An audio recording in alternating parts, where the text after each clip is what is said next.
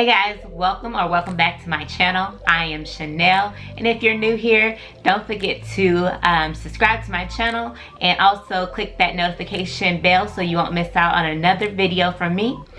So in today's video, I will be applying this wig that I have received from UNice hair, and it's actually their Amazon store.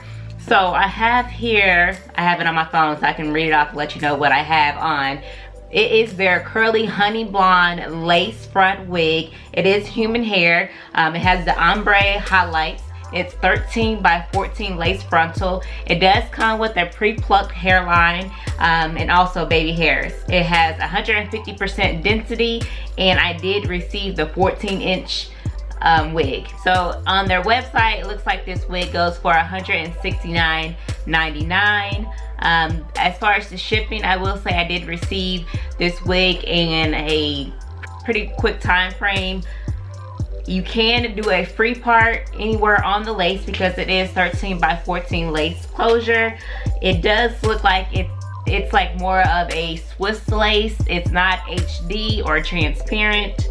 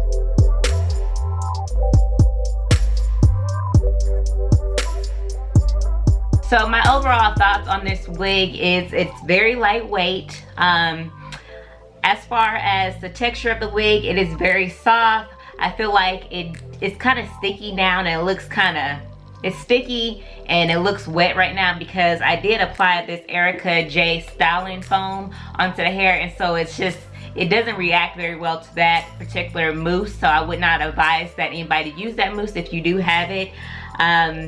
Yeah, but I think once it dries up, it'll probably look a lot better. I mean, overall, I guess this wig is pretty decent. It just depends on what product that you put in the wig. As you can see, this is with the product. I also have product on this side, but I just brushed it out, so it's a little bit more on the frizzier side.